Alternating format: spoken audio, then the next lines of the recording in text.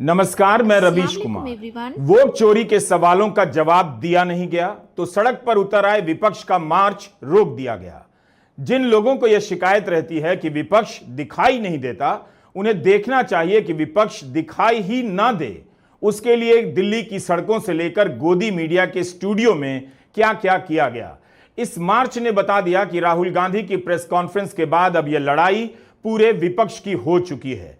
क्या लोकसभा का चुनाव विपक्ष से छीना गया?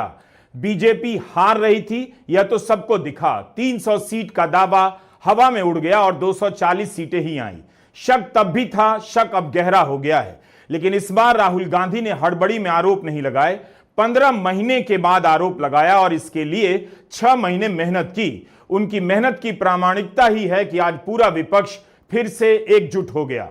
जिस इंडिया गठबंधन का शोक समाचार पढ़ा जा चुका था, वह फिर से जिंदा नजर आया। इस सवाल को लेकर कि वोट चोरी हो रही है, क्या लोकसभा के चुनाव में चोरी की गई? हरियाणा और महाराष्ट्र के चुनाव में क्या चोरी हुई है? और क्या बिहार में चोरी की तैयारी की जा रही है? इस मार्च के जरिए राहुल गांधी ने साफ कर दिया कि उनका काम प्रेस कॉन्फ्रेंस तक सीमित नहीं था और वे शपथ पत्र हो या FIR हो, इन धमकियों से रुकने वाले नहीं हैं। राहुल गांधी ने वोट चोरी के मुद्दे पर सारे विपक्ष को सड़क पर उतार दिया है और एकजुट भी किया। आज विपक्ष के तमाम नेता पूरे दमखम के साथ उतरे थे। अखिलेश यादव ने खुद बैरिकेड फांदकर समाजवादी पार्टी के सांसदों में जोश पैदा कर दिया। तृणमूल कांग्रेस के सांसद भी उमस भरी गर्मी के बाद भी आक्रामक नजर आए, नारे लगाते हुए। राजद सांसद मनोज झा भी दिखे। प्रियंका गांधी सड़क पर बैठकर नारे लगाने लग गईं। ईडी के डर से टूट जाने वाला, दुबक जाने वाला विपक्ष आज उस डर से आजाद नजर आया। चुनाव आयोग के भीतर बैठे लोग इस मार्च को लेकर क्या सोच रहे होंगे? क्या चोरी का आरोप उन्हें शर्मिंदा नहीं कर रहा होगा? आखिर इस मार्च को क्यों रोका गया? राहुल गांधी ने कहा वो असल में बात नहीं कर सकते हैं। रियलिटी यही है, सच्चाई देश के सामने है। यह लड़ाई राजनीतिक नहीं है, संवैधानिक है। उसे बचाने की लड़ाई है, वन मैन वन वोट की लड़ाई है। इसलिए हमें साफ साफ प्योर वोटर लिस्ट चाहिए। यह मार्च बता रहा है कि राहुल गांधी वोट चोरी के सवालों को लेकर बार बार लौटने वाले हैं। मार्च को क्यों रोका गया? अगर सरकार खुद को बेदाग समझती है तो उसे विपक्ष के सांसदों को चुनाव आयोग तक जाने के लिए रास्ता बनाना चाहिए था। सरकार ने जांच की मांग क्यों नहीं की? सरकार को पता है कि तृणमूल कांग्रेस ने भी वोटर लिस्ट को लेकर जायज सवाल उठाए हैं। समाजवादी पार्टी ने भी सवाल उठाए हैं, हलफनामा दिया, कार्रवाई नहीं हुई। एनसीपी ने भी सवाल उठाए हैं और दिल्ली में आम आदमी पार्टी ने भी। लेकिन जिस तरह से राहुल गांधी ने बेंगलुरु सेंट्रल की महादेवपुरा की सीट पर 1 लाख फर्जी वोटर का मामला उठाया है, एक एक फर्जी वोट की पहचान की है, विपक्षी दलों को अपने पुराने सवालों में फिर से यकीन हो आया। सबने उठाया जरूर मगर छोड़ दिया था।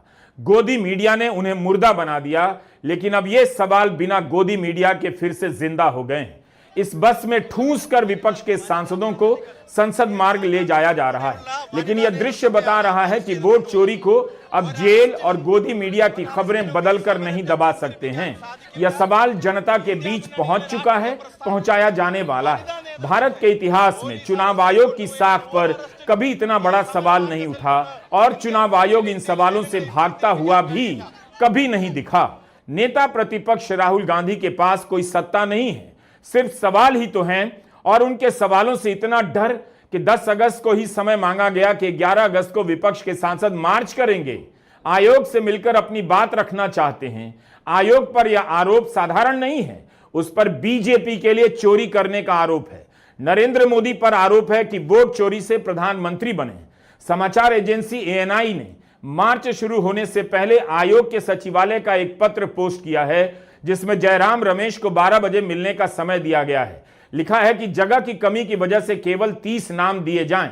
नीचे ANI ने अपनी तरफ से लिखा है, अभी तक यानी सुबह 8:45 बजे तक जयराम रमेश ने किसी का नाम नहीं दिया।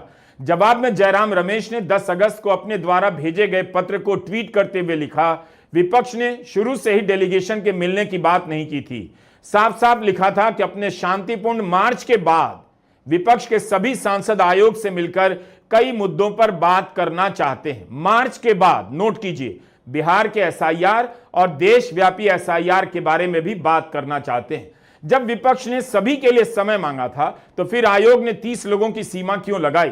क्या दिल्ली में 30 से ज्यादा लोगों के मिलने बैठने की कोई जगह नहीं?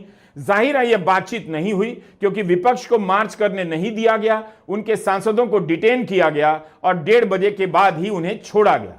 एक दौर था जब बाहुबली वोट लूटकर चुनाव जीत जाते थे। आज चुनाव आयोग पर वोट चोरी का आरोप है और आयोग बाहुबली की तरफ बर्ताव कर रहा है। कभी शपथ पत्र मांगता है, कभी एक वोटर की प्राथमिक जांच करता है, कभी कहता है इलेक्ट्रॉनिक डेटा नहीं देंगे, कभी ऐसा डेटा देता है कि आप मशीन से नहीं पढ़ सकते।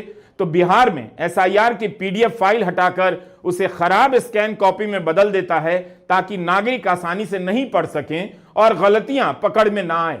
आयोग की हिम्मत देखिए, सुप्रीम कोर्ट के सामने कहता है कि बिहार में 65 लाख लोगों के नाम काटे गए हैं मगर इनकी लिस्ट नहीं दी जाएगी। आखिर आयोग को क्या छिपाना है? It is critical that we expose voter चोरी। इस कैंपेन का पूरा समर्थन कीजिए, please support this campaign fully. हमारे वेबसाइट पे पूरा का पूरा इंफॉर्मेशन है, डेटा है। आप इस मूवमेंट में शामिल होइए और हिंदुस्तान में जो वोटर चोरी हो रही है उसको रोकने का काम कीजिए। राहुल गांधी की 7 अगस्त की प्रेस कॉन्फ्रेंस ने भारत के चुनाव आयोग को बदल दिया है। 4 दिन हो गए, साफ है आयोग के पास ऐसा कोई जवाब नहीं जिससे उसकी बातों में नैतिकता झलके, सच्चाई का दम दिखे। आयोग से इतना नहीं कहा जा रहा है कि ठीक है हम जांच करते हैं। इस बार आरोप तंत्र पर लगा है, यंत्र पर नहीं। यंत्र और तंत्र का अंतर समझना होगा। उम्मीद रही होगी कि राहुल गांधी यंत्र को लेकर आरोप लगाएंगे, लेकिन वे तो लगातार तंत्र को लेकर सवाल उठाने लगे हैं। उन्होंने तंत्र के खेल को पकड़ लिया है जो वोटर के नाम जोड़ने और हटाने से जुड़ा है। इतनी तैयारी और उदाहरणों के साथ पहली बार वोटर लिस्ट के साथ खिलवाड़ का तंत्र एक्सपोज किया गया, वरना यंत्र की बात आती थी और आयोग के लिए शेरो शायरी करना आसान हो जाता था। तंत्र की बात आई तो मुंह में दही जम गया है। अधूरी हसरतों का इल्जाम, अधूरी हसरतों का इल्जाम हर बार हम पर लगाना ठीक नहीं। ये ईवीएम कह रही है, मैं नहीं कह रहा हूं। अधूरी हसरतों का इल्जाम हर बार हम पे लगाना ठीक नहीं। वफा खुद से नहीं होती, खता ईवीएम की कहते हो। और बाद में गोया जब परिणाम आता है तो उस पर कायम भी नहीं रहते, आप ही के पक्ष में रिजल्ट आ जाता है। ये क्या बात है भाई? आप हमारा यह वीडियो पूरा देखिए, शुरू से लेकर अंत तक, कई बार भी देखिए। हमने कई कड़ियों को जोड़ा है ताकि भारत के लोकतंत्र को खत्म करने की हिम्मत जिन लोगों ने की है उनकी करतूत का रिकॉर्ड ठीक से आपके बीच में रहे। उन्हें लेकर जो सवाल उठाए जा रहे हैं उन सवालों के बारे में जानकारी समग्र रूप से आए। आपके स्क्रीन पर 2 वीडियो हैं। एक 16 मार्च 2024 का है, तत्कालीन मुख्य चुनाव आयुक्त राजीव कुमार का। उनके हाथ में भारत की अदालतों के 40 फैसलों को जुटाकर बनाई गई एक किताब है। इसे लहरा लहरा कर यंत्र पर लगे आरोपों का बचाव कर रहे हैं, लेकिन उन्हें पता भी नहीं होगा कि सवाल बदल चुका है। राहुल गांधी के हाथ में आयोग का ही दिया हुआ वोटर लिस्ट है और 6 महीने के बाद निकला सॉलिड आरोप कि 1 लाख फर्जी वोटर एक विधानसभा में कहां से आ गए और बेंगलुरु सेंट्रल का नतीजा कैसे बीजेपी के पक्ष में चला गया। किसे पता था कि राहुल गांधी नई किताब लेकर आ जाएंगे और चुनाव आयोग की बोलती बंद हो जाएगी। उपराष्ट्रपति पद से इस्तीफा देने वाले जगदीप धनखड़ गायब है, कोई बयान नहीं, कोई जवाब नहीं, कहां किस हाल में। लोग पूछ रहे हैं पूर्व मुख्य चुनाव आयुक्त राजीव कुमार कहां हैं? कम से कम इस मौके पर 2-4 शेर ही सुना दे। भारत के लोकतंत्र के महान शायर और पूर्व मुख्य चुनाव आयुक्त राजीव कुमार हैं कहां? क्या किसी गोदी चैनल को नहीं मिल रहे? यही नहीं, सवाल मुख्य चुनाव आयुक्त ज्ञानेश कुमार को लेकर भी हो रहा है कि वे क्यों नहीं प्रेस कॉन्फ्रेंस कर रहे हैं, वे क्यों चुप हैं। राजीव कुमार ने विपक्ष को सीधे सीधे टूल किट तो नहीं कहा, मगर डिजाइन और पैटर्न की बात में जोड़कर टूल किट की चर्चा सामने ला दी। There is a pattern, there is a design. I am not saying toolkit, but there is a pattern, there is a design. Let us understand this. आज वह डिजाइन और पैटर्न समझ में आ गया, सबके सामने आ गया है। पता चल रहा है कि वोटर लिस्ट किस तरह से तैयार की जा रही है और इसके जरिए क्या क्या खेल हो सकता है। अगर एक विधानसभा में 1 लाख वोटर फर्जी हैं तो फिर चुनाव आयोग ही बताए यह किसका डिजाइन और पैटर्न है। क्या वो अब लोगों से लाठी की धौंस दिखाकर अपना सम्मान करवाएगा? कितनी अफसोस की बात है कि भारत जैसे देश में, लोकतांत्रिक देश में, शनिवार और रविवार के दिन लोग ट्विटर पर बांग्लादेश के चुनाव आयुक्त को याद करने लगे। क्या भारत के आयोग की यही हैसियत हो गई है? इसी जून में बांग्लादेश के पूर्व चुनाव आयुक्त के खिलाफ मुकदमा दर्ज होने के बाद उन्हें गिरफ्तार किया गया। उन पर चुनाव में धांधली के आरोप लगे। उनके अलावा पूर्व प्रधानमंत्री शेख हसीना के खिलाफ भी मामला दर्ज हुआ। यह पहली बार था जब एक पूर्व चुनाव आयुक्त को इस तरह से गिरफ्तार किया गया। कुछ दिनों के बाद बांग्लादेश के अगले चुनाव आयुक्त जो नियुक्त किए गए थे, वे भी गिरफ्तार कर लिए गए। क्या भारत के चुनाव आयोग की तुलना अब बांग्लादेश के चुनाव आयोग से की जाएगी? ऐसा कब हुआ था? वोट की चोरी का आरोप इतना हल्का भी नहीं कि आप दूसरी बड़ी खबरों से इसे दबा देंगे। अचानक वायुसेना के प्रमुख का बयान आ जाता है, स्वास्थ्य सुविधाओं पर मोहन भागवत का बयान आ जाता है, तो अब रॉबर्ट वाड्रा के खिलाफ ईडी की चार्जशीट आ गई है। पिछले हफ्ते सुप्रीम कोर्ट ने ईडी से कहा कि आप अपराधी की तरह व्यवहार नहीं कर सकते। तो यह हालत है मोदी सरकार में जांच एजेंसियों की। तो गोदी मीडिया के लिए खबरें बदली जा रही हैं, बदल भी सकती हैं। अभी वोट चोरी से ध्यान हटाने के लिए देश में बहुत कुछ हो सकता है, कोशिश कम नहीं होगी, लेकिन 4 दिनों से यह मुद्दा चर्चा में है। सवाल तो आंध्र प्रदेश के मुख्यमंत्री से भी होना चाहिए, लेकिन गोदी मीडिया इन सवालों को नहीं उठा रहा। गड़बड़ी होने पर एक एक वोटर की ऑडिट होनी चाहिए। खुद चंद्रबाबू नायडू ने चुनाव आयोग को यह सुझाव दिया है कि आप भूल गए, एसआईआर के विवाद के समय 15 जुलाई को टीडीपी के सांसदों ने आयोग से मुलाकात की थी। सुझाव दिया कि अगर वोटर लिस्ट में गड़बड़ी हो तो इसकी ऑडिट कराई जानी चाहिए। तो अब यह मांग टीडीपी क्यों नहीं कर रही है? टीडीपी किसके लिए चुप है? एक चीज समझ लीजिए, हो सके तो पर्स में लिखकर रख लीजिए।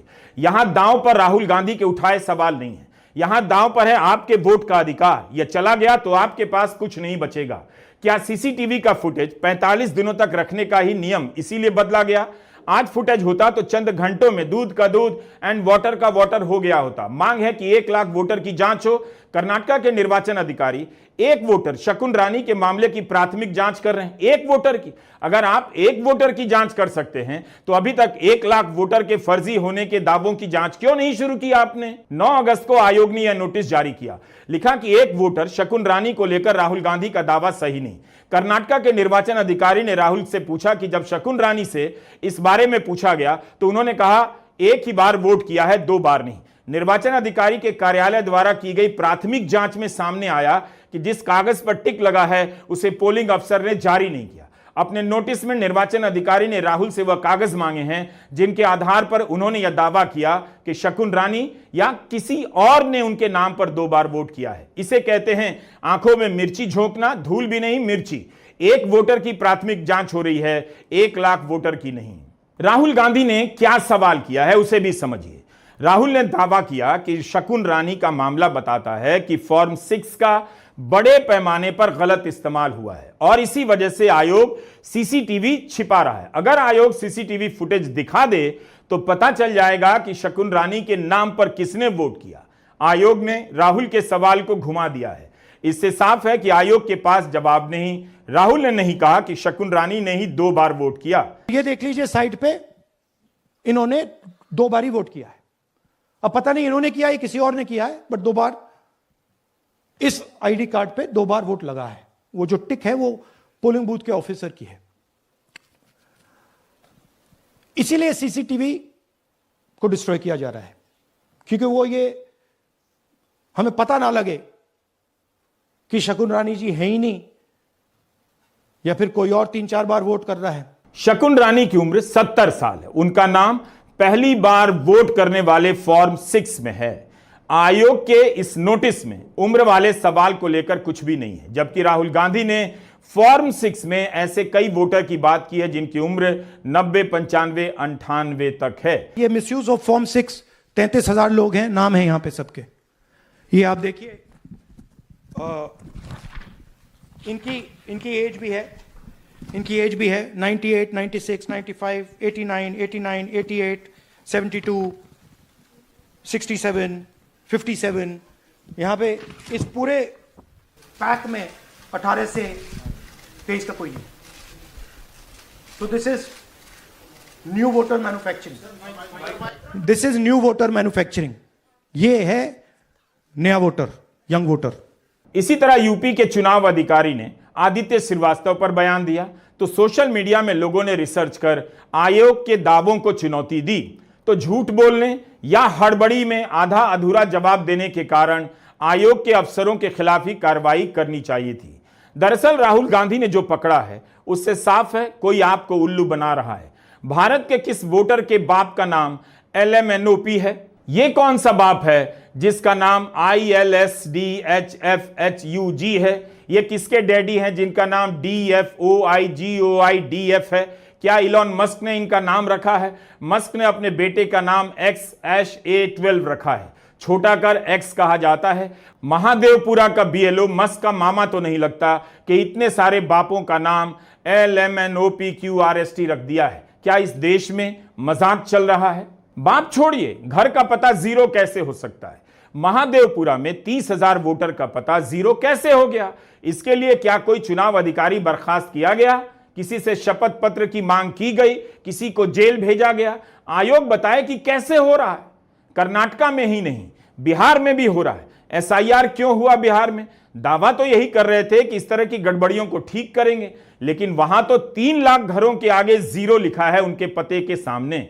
ये तेजस्वी यादव ने आरोप लगाए हैं। बिहार में 3 लाख घरों के हाउस नंबर 00000 अथवा 000/0000 है। आप बताइए मजाक है क्या? मतलब 3 लाख ऐसे घरों के हाउस नंबर है जिनका 000 अथवा 00/000 है। ये मजाक है? ये कौन सी SIR प्रक्रिया है? तो हमको लगता है कि विजय सिन्हा जी और इलेक्शन कमीशन को कम से कम इलेक्शन कमिश्नर को ईगो में चीजें नहीं लेनी चाहिए। अगर यही सब करना है तो वोटर लिस्ट भी बनाने की क्या जरूरत है? बिना चुनाव के ही रिजल्ट प्रकाशित कर दीजिए। अगर इसी बात पर आ जाने की जिद है तो आयोग को जल्दी आ जाना चाहिए ताकि जनता देख ले कि यह चुनाव आयोग नहीं है, कुछ और है। बिहार के उप मुख्यमंत्री हैं विजय कुमार सिन्हा। इनका 2 एपिक नंबर सामने आया है। एक आदमी का एक ही एपिक नंबर हो सकता है। विजय सिन्हा पटना के बांकीपुर में भी वोटर हैं, लखीसराय में भी। इसकी जांच होनी चाहिए कि क्या उन्होंने दोनों जगहों पर मतदान किया है। आयोग ने उन्हें नोटिस भेजा है। नोटिस क्यों भेज रहा है? दोनों जगहों का वोटर लिस्ट देखकर आयोग ही बता दे कि विजय सिन्हा ने 2 जगहों पर मतदान किया है या नहीं, यह बताना तो आयोग का काम है। जो बातें हम लोग शुरू से कहते आए हैं वो स्पष्ट है कि ये माननीय उप मुख्यमंत्री जी लगातार एफिडेविट दिए होंगे कि ये जो है लगातार एफिडेविट में दिए होंगे अपने चुनाव के जो हल्फनामे हैं, उस हल्फनामे में दिए होंगे कि हमारा एक जगह नाम है। और जब हल्फनामे में जब ये दर्ज होगा और एक के छुपाए होंगे, खास करके बांकीपुर के जरूर छुपाए होंगे क्योंकि वो चुनाव अभी लड़ रहे हैं लखीसराय से, तो ये स्पष्ट है कि उस हल्फनामे में जो है अपनी जानकारी छुपाई और आज उस पद पर, संवैधानिक पद पर बैठे हुए हैं। क्या उस पद से वो रिजाइन देंगे अपनी नैतिकता के आधार पर? अजीत अंजुम ने बिहार से एक नहीं कई रिपोर्ट की है SIR को लेकर और कई दावों की पोल खोली है। कहा तो उनकी शिकायतों के आधार पर आयोग को एक्शन लेना चाहिए, लेकिन बदले में उन्हीं पर कार्रवाई करने की धमकी दी गई। दैनिक भास्कर ने भी रिपोर्ट छापी है कि एक ही घर में 250 वोटर मिले हैं। मुजफ्फरपुर के भगवानपुर विधानसभा क्षेत्र में मकान नंबर 27 में 269 वोटर मिले हैं। इस पते पर अलग अलग जाति और धर्म के लोग हैं।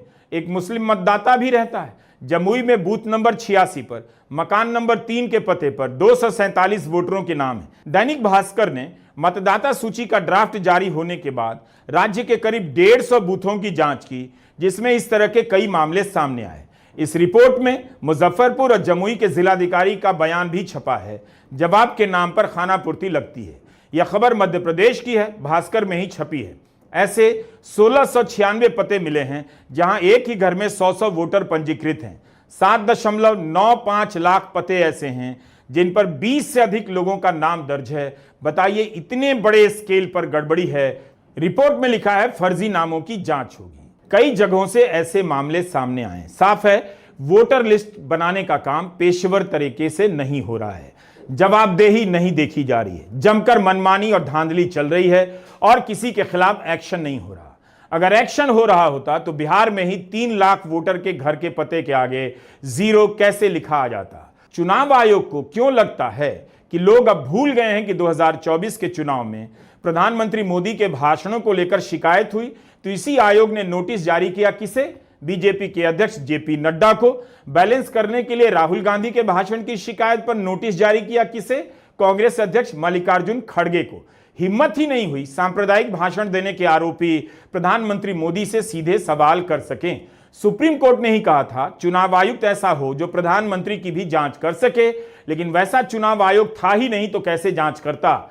ऐसा चुनाव आयोग जरूर नजर आ रहा है जो नेता प्रतिपक्ष से शपथ पत्र मांग रहा है, देश से माफी मांगने के लिए कह रहा है। यही नहीं, लोकसभा चुनाव के बाद मतदान पर नजर रखने वाली संस्था एडीआर ने एक रिपोर्ट छापी। बताया कि 538 सीटों पर जितने वोट डाले गए और जितने वोट गिने गए उनमें अंतर था। 362 सीटों पर कुल 5.5 लाख वोट कम गिने गए और दूसरी तरफ 176 सीटों पर 35,000 वोट अधिक गिने गए। इन सभी ने चुनाव आयोग से मांग की कि आप मतदान का आंकड़ा सार्वजनिक कीजिए, फॉर्म 17C की प्रतियां स्कैन कीजिए। 2019 चुनाव के अन्य मामलों के साथ इस मामले की सुनवाई अब अदालत में चल रही है। तो वोट चोरी का सवाल इतना हल्का भी नहीं है, सबका सवाल है। बीजेपी के समर्थकों को भी पूछना चाहिए, क्या वे चाहेंगे कि चोरी से कोई चुनाव जीते? तब फिर चुनाव होता ही क्यों है? मालिक जनता इसीलिए कही जाती है, उसके पास वोट का अधिकार होता है। अगर वोट का अधिकार चला गया तो वो मालिक नहीं रह जाएगी, उसकी हैसियत बंधुआ मजदूर की हो जाएगी। इसलिए वोट चोरी का यह मामला गंभीर है और इसकी जांच की मांग, पारदर्शी तरीके से जांच की मांग सबको करनी चाहिए। नमस्कार, मैं रवीश कुमार।